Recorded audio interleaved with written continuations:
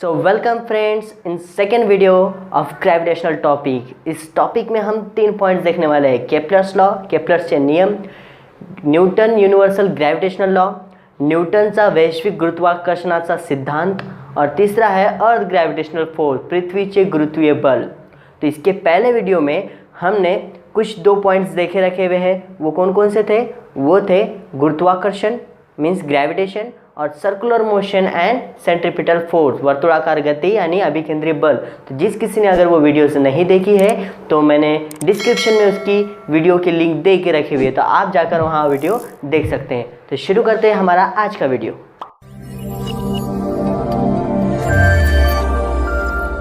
शुरू करते हैं केप्लर्स लॉ से।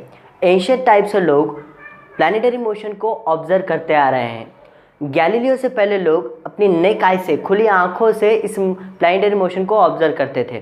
ओके, लेकिन 16th सेंचुरी में प्लैनेटरी मोशन में मतलब प्लैनेटरी मोशन और उसके पोजीशन को लेकर बहुत सारा डेटा सामने आया, और इस डेटा को जॉन्स केप्लर नाम के एस्ट्रोनॉमर ने एनालाइज किया, जो कलेक्ट किया गया था टाइको ब्राहे इस एस्ट्रोनॉमर से। ओके, तो बहुत इस डेटा पर एनालाइज करने के बाद उन्होंने कहा कि इन प्लैनेट की जो ऑर्बिट है, इनके मोशन, इनके पीछे कोई ना कोई लॉज है। तो उन्होंने इसको बहुत सारा एनालाइज करके 3 लॉज बताए। उन लॉज को हम देखने वाले हैं, उन नियम का हम देखने वाले हैं। तो सबसे पहला केप्लर्स का फर्स्ट लॉ, जिसे लॉ ऑफ ऑर्बिट भी कहा गया, मतलब कक्षेचा नियम। ओके, अब इसको समझेंगे।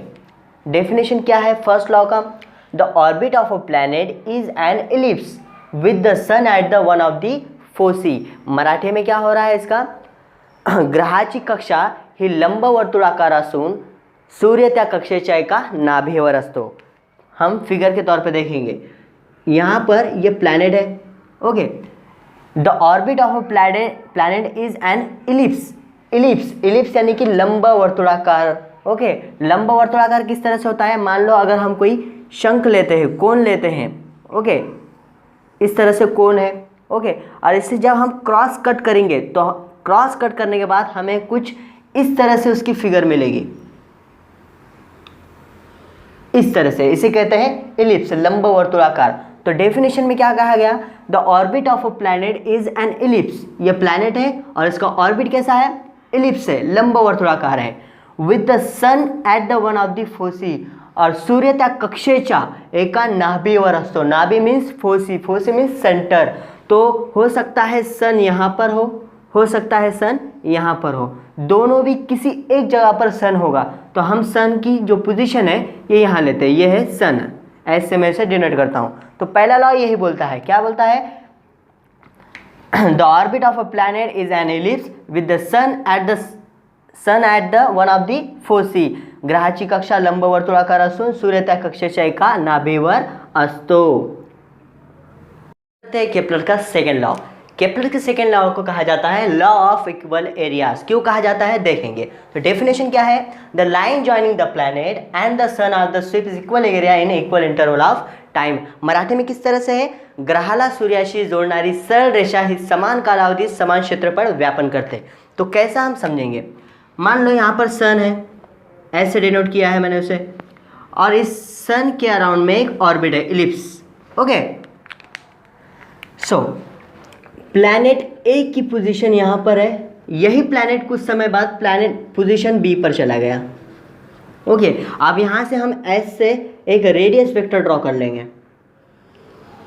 तो यहाँ पर कुछ एरिया कवर किया, इस प्लैनेट ने ए पोजीशन लेके बी पोजीशन, हम एरिया को A1 दे देंगे। ओके, वही प्लैनेट बाद में सी पोजीशन से डी पोजीशन की तरफ आया। ओके, यहाँ पर भी कुछ एरिया कवर किया, इस एरिया को हम A2 दे बोलेंगे। तो इस डेफिनेशन के हिसाब से अगर ए पोजीशन पे जो प्लैनेट है वो सी पोजीशन तक जब आता है तो एक टाइम होता है, समझ लीजिए ए से सी की तरफ आया, ए से इक्वल टू हम T1 ले लेते हैं। उतना ही टाइम बी पोजीशन से डी पोजीशन की तरफ आने के लिए लगेगा। बी डी इक्वल टू कितना रहेगा? T2। तो यहाँ पर T1 इक्वल टू T2 होगा। जितना टाइम ए से सी की तरफ आने के लिए लगा उतना ही टाइम बी से डी की तरफ आने के लिए लगेगा। तो ये हो गया इक्वल टाइम। अब equal time in equal area. तो यहाँ से ए से लेके बी तक जो प्लैनेट स्वीप हुआ, तो ASB ये इक्वल रहेगा CSD को, CSD को, मतलब area 1 equal to area 2, A1 इक्वल टू A2, यहाँ पर T1 इक्वल टू T2। तो इससे हम बोल सकते हैं कि law of equal areas in equal interval of time. Kepler's के सेकंड लॉ में एक चीज़ नोटिस करने की है, जब प्लैनेट सन के क्लोज आता है, जब ऑर्बिट में रिवॉल्व होता है तो सन के क्लोज आता है, तो उस प्लैनेट की जो स्पीड होती है वो मैक्सिमम होती है, और वो प्लैनेट अगर ऑर्बिट में सन से दूर जाता है तो उस प्लैनेट की स्पीड जो होती है वो क्या होती है, मिनिमम होती है। इसका आपको याद रखना है। ओके, अब शुरू करने वाले हम केपलर्स का थर्ड लॉ, जिसे कहा गया लॉ ऑफ पीरियड। तो इसमें क्या है हम देखेंगे। ओके, डेफिनेशन क्या कहती है, the square of its period of revolution around the sun is directly proportional to the cube of the mean distance of the planet from the sun. Marathi में किस तरह से इसकी डेफिनेशन है, सूर्याची परिक्रमा करणाऱ्या ग्रहाच्या आवर्तकालाचा वर्ग हा ग्रहाच्या सूर्यापासूनच्या सरासरी अंतराच्या घनाला समानुपाती असतो। कैसा, या देखो ये प्लैनेट्स है। ओके, ये वर्तुलाकार गति में रिवॉल्व हो रहा है, सन यहाँ पर है। ओके, ये एक प्लैनेट है। तो कहा गया ये है कि जो प्लैनेट सन के अराउंड में एक रिवोल्यूशन करता है, उसका एक जो time, one time of revolution को हम पीरियड कहते हैं। तो कहा यह गया जब प्लैनेट पूरा उसे रिवॉल्व होता है तो उसका कुछ एक टाइम लगता है, तो उस टाइम का स्क्वायर रहेगा। क्या रहेगा, उस टाइम का स्क्वायर रहेगा, लेकिन डायरेक्टली प्रोपोर्शनल है। क्या है, डायरेक्टली प्रोपोर्शनल है। किससे डायरेक्टली प्रोपोर्शनल है, the cube of the mean distance. Distance मतलब कि सन से लेके प्लैनेट तक जो डिस्टेंस है, रेडियस है, उसे यहाँ पर डिस्टेंस कहा गया। तो मीन डिस्टेंस कितना है, क्यूब है। क्यूब मतलब कि डायरेक्टली प्रोपोर्शनल है आर क्यूब। तो यहाँ पर मराठी में कैसा बनेगा, टी चा वर्ग समानुपाती आर चा घन। ओके, तो डेफिनेशन के हिसाब से इस तरह से इसका फॉर्मूला बनेगा। ओके, अब इसमें प्रोपोर्शनैलिटी हटाने के लिए हमें कोई चीज़ कांस्टेंट लेना पड़ेगी। तो कांस्टेंट यहाँ पर के प्लस का के है, तो टी स्क्वायर इक्वल टू के आर क्यूब। यहाँ पर के कांस्टेंट है, स्थिर है। मराठी में क्या बोलते हैं इसे, स्थिर। ओके, ये चीज़ आपको याद रखनी है। तो के की वैल्यू क्या हो जाएगी, K is equal to T square upon R cube. Astronomer Kepler's ने ये जो लॉज है इसे रेगुलरली स्टडी करके, प्लैनेट की पोजीशन को ऑब्जर्व करके, इसे स्टडी करके लॉज को ऑब्टेन किया। लेकिन ये जो प्लैनेट्स हैं इन लॉ को ऑबे क्यों करते हैं, इनको पालन क्यों करते हैं, इसके पीछे उन्हें कोई रीज़न पता नहीं था। तो न्यूटन सर ने इन लॉज का इस्तेमाल कर ग्रेविटेशन का लॉ किस तरह बनाया ये हमें देखना है। तो न्यूटन्स कहते हैं कि यूनिवर्स में कोई भी एक ऑब्जेक्ट किसी दूसरे ऑब्जेक्ट को एक डेफिनाइट फोर्स से अट्रैक्ट करता है। तो इसकी वजह से वो जो फोर्स होता है जो एक दूसरे को अट्रैक्ट करते हैं, तो वो डायरेक्टली प्रोपोर्शनल रहता उन दोनों के मासेस के प्रोडक्ट को, और इन्वर्सली प्रोपोर्शनल रहता उन दोनों ही मासेस के डिस्टेंस के स्क्वायर को। तो किस तरह हम देखते हैं, मान लो अगर ये कोई ऑब्जेक्ट है जिसका मास है m1 और दूसरा एक ऑब्जेक्ट है जिसका मास है m2, ये एक दूसरे को एक डेफिनाइट फोर्स से क्या करते हैं, अट्रैक्ट करते हैं। डेफिनाइट फोर्स से क्या करते हैं, एक दूसरे को अट्रैक्ट करते हैं। तो पहले नियम के मुताबिक F is directly proportional to the m1 m2, ये इक्वेशन नंबर 1। दूसरा रूल्स क्या बोलते हैं कि दोनों भी मासेस का जो F जो रहेगा फोर्स वो इनवर्सली प्रोपोर्शनल रहेगा, और दोनों भी मासेस के बीच में का जो डिस्टेंस है, डिस्टेंस का स्क्वायर। ओके, ये दोनों के बीच का डिस्टेंस। तो इक्वेशन 2 क्या बनेगी हमारी, F fix inversely proportional 1/d square, इसे देंगे इक्वेशन नंबर 2। मराठी में कैसा रहेगा, बल हे समानुपाती असेल m1 m2 म्हणजे दोन वस्तूच्या वस्तुमानाच्या गुणाकाराशी, आणि F हे व्यस्तानुपाती असेल त्या वस्तूंच्या मध्ये जे अंतर आहे अंतराचा वर्गाशी। तो ये दोनों इक्वेशन 1 और 2 से क्या बन रहा है, F ये डायरेक्टली प्रोपोर्शनल m1 m2 और इन्वर्सली d स्क्वायर। तो इसके अंदर प्रोपोर्शनैलिटी हटाने के लिए हमें कोई कांस्टेंट चीज़ लेना पड़ेगी। तो कांस्टेंट चीज़ यहाँ पर है g m1 m2 upon D square. यहाँ पर g ये यूनिवर्सल कांस्टेंट है जिसकी वैल्यू है 6.67 इंटू 10⁻⁻11 न्यूटन मीटर स्क्वायर पर kg स्क्वायर और न्यूटन मीटर स्क्वायर kg-2। तो मुझे बताइए कि जो g का जो यूनिट्स आया हम उसे ऑब्टेन कर सकते हैं। हाँ, इस फॉर्मूले से हम इसे g से ऑब्टेन कर सकते हैं। कैसा, तो देखिए यहाँ पे हम फॉर्मूला लेंगे f is equal to G m1 m2 upon D square. तो ठीक है, यहाँ पर g का अगर यूनिट निकालना है तो g के साथ जो भी पैरामीटर्स हैं उनको इधर भेज देंगे। तो क्या बनेगा, g इजिकल टू f, ये डिवाइडेशन वाला मल्टीप्लिकेशन में D square upon m1 m2 multiplication में दो डिवाइडेशन में। ओके, उसके बाद इसके अंदर जो d है, d क्या है, डिस्टेंस है। डिस्टेंस को क्या में गिनते हैं, मीटर में। तो क्या बनेगा, और कन्वर्ट करने पर f का कन्वर्ट होगा न्यूटन और d का कन्वर्ट होगा मीटर स्क्वायर। ओके, अपॉन में जो मासेस है, मासेस को क्या में गिनते हैं, किलोग्राम में, kg इंटू kg। तो यूनिट बन गया न्यूटन मीटर स्क्वायर पर kg इंटू kg स्क्वायर। तो ये एक बन गया और दूसरा क्या बनेगा, Newton metre square into kg-2। तो ये आ गया इसका यूनिट। सर आइजैक न्यूटन ने बताया ये कि फोर्स ये इन्वर्सली प्रोपोर्शनल होता है डिस्टेंस के स्क्वायर को। तो उन्होंने ऐसा किस अजम्पशन पे कहा, तो उन्होंने केप्लर्स के थर्ड लॉ की मदद ली थी। तो कैसा, हम उसे देखते हैं। तो consider an object moving in circular motion with constant speed. Okay, अगर कोई ऑब्जेक्ट सर्कुलर मोशन में रिवॉल्व हो रहा है तो उसके ऊपर सेंट्रीपिटल फोर्स एक्सर्ट होता है। तो सेंट्रीपिटल फोर्स का फॉर्मूला क्या है, F is equal to mv square upon r। इसे हम इक्वेशन 1 देंगे। ओके, इसके अलावा मान लीजिए कि अगर ये एक प्लैनेट है और वो सन के अराउंड में रिवॉल्व कर रहा है। ओके, तो consider a planet having mass m and move in circular path around the sun with velocity, okay, constant velocity। और सन से लेके प्लैनेट तक जो डिस्टेंस है उसे हम बोलेंगे स्मॉल r। ओके, इससे समझ में ये आ रहा है कि वो प्लैनेट एक स्पीड के साथ ट्रैवल कर रहा है। ओके, स्पीड के साथ सर्कुलर मोशन में रिवॉल्व हो रहा है। तो स्पीड से रिवॉल्व हो रहा है, स्पीड इक्वल टू कितना रिवॉल्व हो रहा है, पूरा सर्कुलर मोशन में रिवॉल्व हो रहा है। तो सर्कल का सरकमफरेंस उसने कवर किया। तो डिस्टेंस क्या है हमारा, उसका ट्रैवल डिस्टेंस अपॉन टाइम, तो सरकमफरेंस है। तो v is equal to circumference. Circumference को क्या बोलते हैं हम, वर्तुळाचा परिघ अपॉन गिवन टाइम। तो सरकमफरेंस का फॉर्मूला क्या है, v is equal to 2πr upon time का t। ओके, ये हो गया। उसके बाद इसे हम इक्वेशन नंबर 2 देंगे। इक्वेशन 1 और इक्वेशन 2 को ज़रा सा देखिए।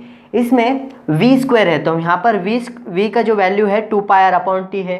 तो इतनी जो वैल्यू है हम v की जगह रखेंगे, देखेंगे क्या होता है। तो f is equal to m, v की जगह रखेंगे हम 2πr अपॉन t bracket square upon r। Okay, अब इसके ब्रैकेट को हम सॉल्व करेंगे। f is equal to m 2 का स्क्वायर 4, फिर पाई स्क्वायर, फिर r square upon t square, divide में क्या है, r है। ओके, अब ये जो t स्क्वायर है वो नीचे आ जाएगा r के साथ। तो कैसा बनेगा, f is equal to m 4 pi square r square upon r t square. Okay, अब यहाँ पे ये r और ये r स्क्वायर में से कैंसिल हो जाएगा। ओके, यहाँ ऊपर एक ही r बचेगा। तो f is equal to m 4 pi square r upon t square. इसे देखेंगे हम इक्वेशन नंबर 3। अब इस इक्वेशन नंबर 3 को हम r स्क्वायर से डिवाइड भी करेंगे और मल्टीप्लाई भी करेंगे। सो इक्वेशन 3 को डिवाइड भी करेंगे एंड मल्टीप्लाई भी करेंगे, किससे? आर स्क्वायर से, बाय आर स्क्वायर। मराठी में समीकरण 3 ला आर वर्गने गुणून व भागून। ओके, तो क्या आएगा? ये जैसे कि वैसे लिखो, upon T square into R square से गुणाकार भी करें, आर स्क्वायर से भागाकार भी करें, सामने एक सामने मल्टीप्लाई होगा, एम 4 पाई स्क्वायर एक R square into R cube T square, और ये आर स्क्वायर जैसे कि वैसा। अब इस यहाँ पर इसे गौर से देखिए, इसमें से आर क्यूब और टी स्क्वायर हमें सेपरेट लेना है। क्यों? के प्लस के थर्ड लॉ के मुताबिक हमें उसे बाजू में निकालना है। तो M 4 pi square upon R square into ऊपर का आर क्यूब और नीचे का टी स्क्वायर। ओके, कुछ ज़्यादा ऐसे देखिए, के प्लस का थर्ड लॉ है, तो के प्लस का थर्ड लॉ कैसा था? K is equal to T square upon R cube. यहाँ पर है R cube upon T square, मतलब कि R cube upon T square equal to हो जाता 1/k। तो हम इसकी जगह क्या रखेंगे? 1/k। सब जैसे कि वैसे लिख लेंगे, F is equal to M 4 pi square upon R square into इसकी जगह 1/k। ओके, सामने सामने मल्टीप्लाई हो जाएगा, M 4 pi square upon R square K. Okay, K यहाँ पर कांस्टेंट है, तो वो प्लैनेट का मास भी कांस्टेंट है और बाकी चीज़ भी कांस्टेंट है, लेकिन प्लैनेट और सन के बीच में का जो डिस्टेंस है वो कांस्टेंट नहीं है, तो वो वहीं रहेगा। जब कोई कांस्टेंट बाहर निकल जाता है तो वहाँ पे प्रोपोर्शनैलिटी का साइन आ जाता है। तो एम 4 पाई स्क्वायर अपॉन के ये कांस्टेंट है। ओके, और एफ ये इन्वर्सली प्रोपोर्शनल है आर स्क्वायर से। सो हमारा यहाँ पर ये फार्मूला जो न्यूटन ने बताया था के प्लस के लॉ की मदद लेकर, तो यहाँ पर ये प्रूफ हो गया। न्यूटन ने बताने की कोशिश की है, अगर कोई भी ऑब्जेक्ट सर्कुलर मोशन में अगर मूव हो रहा है तो उसके ऊपर कोई फोर्स एक्ट होता है, विदाउट फोर्स वो सर्कुलर मोशन में घूम नहीं सकता। तो यहाँ पर सेंट्रीपिटल फोर्स उस पर एग्जर्ट हो रहा है, उस प्लैनेट पर, उस ऑब्जेक्ट पर। तो यहाँ पर सन के अराउंड में जितने भी प्लैनेट रिवॉल्व हो रहे हैं उन सारे प्लैनेट पर सन की तरफ से सेंट्रीपिटल फोर्स एग्जर्ट हो रहा है। सर आइजैक न्यूटन ने ये भी कहा है कि ये जो फोर्स जो होता है ग्रेविटेशनल फोर्स, ये दूसरे फोर्सेस से वीकर है, लेकिन इसका कंट्रोल पूरे यूनिवर्सल में है। ओके, पेज नंबर 6 और 7 पर ऑलरेडी सॉल्व एग्जाम्पल दे वाले हैं, तो आप उस एग्जाम्पल को खुद से सॉल्व कर देखिए। ओके, सो पेज नंबर 6 पे एक पिंक बॉक्स के अंदर आपको कुछ इन्फॉर्मेशन दे के रखी है, वो low tide and high tide पर से है, मतलब कि समुद्र के ऊपर जो आहुति और भरती आती है उसके ऊपर पे से। सो जो ओशन के ऊपर, मतलब कि सी वाटर के ऊपर जो लो टाइड और हाई टाइड आती है, तो ये किस वजह से आती है? क्योंकि मून अर्थ के ऊपर अपना एक ग्रेविटेशनल फोर्स एग्जर्ट करता है, तो अर्थ पे का जितना भी सी वाटर है तो उसकी तरफ वो मूव होता है। इसलिए हमें अलग अलग जगह पर 1 से 2 टाइम के वक्त इस लो टाइड और हाई टाइड हमें ऑब्जर्व होता है। ओके, अगर कोई स्टोन को अपवर्ड वर्टिकली डायरेक्शन में अपवर्ड अगर थ्रो करेंगे, क्या वो स्टोन लगातार ऊपर जाते रहेंगी? क्या वो समय के हिसाब से बदलेगी? अगर बदलेगी तो कैसे बदलेगी? अगर कोई स्टोन को ऊपर की तरफ फेंका, क्या ऊपर ही क्यों नहीं जाएगी? कुछ समय बाद नीचे क्यों आएगी? तो इस सारे सवालों के जवाब हमें इस अर्थ के ग्रेविटेशनल फोर्स से मिल जाते हैं। अर्थ उसके सराउंड में जितने भी ऑब्जेक्ट है उनके ऊपर अपना ग्रेविटेशनल फोर्स एग्जर्ट करती है। तो अर्थ के सेंटर में, सेंटर ऑफ मास में ये ग्रेविटेशन का डायरेक्शन होता है किसी भी ऑब्जेक्ट को अट्रैक्ट करने का। इसी वजह से अर्थ सरफेस पे हम कुछ भी अपवर्ड डायरेक्शन में थ्रो करेंगे तो अर्थ उसके ऊपर अपना ग्रेविटेशन फोर्स एग्जर्ट करके उसे नीचे लाएगी। तो उस स्टोन को हम जितनी स्पीड से ऊपर फेंकेंगे तो कुछ समय बाद उसकी वेलोसिटी 0 हो जाएगी, स्पीड 0 हो जाएगी, फिर अर्थ उसे अपनी तरफ खींच लेगी। तो समय के हिसाब से इस स्टोन की जो वेलोसिटी होती है वो कम होती है। ओके, और इस स्टोन की जो मैक्सिमम हाइट होती है वो इनिशियल वेलोसिटी पे डिपेंड करती है। नेक्स्ट लेक्चर में हम देखने वाले हैं अर्थ ग्रेविटेशनल एक्सेलरेशन, पृथ्वी के गुरुत्वीय त्वरण, कहाँ पर कितनी कितनी उसकी वैल्यू होती है, अर्थ के सरफेस पे, अर्थ के पर्टिकुलर हाइट पे और डिप में कितनी रहती है, ये हम देखने वाले हैं। उसके बाद हम मास और वेट के अंदर डिफरेंस देखने वाले हैं और उसके बाद देखने वाले हैं फ्री फॉल्स। सो इस वीडियो में जितने भी पॉइंट्स हैं उसको लेकर आपके कोई क्वेश्चन, डाउट या सजेशन होंगे तो प्लीज़ कमेंट सेक्शन में कमेंट करके ज़रूर बताएं। और thanks for watching this video.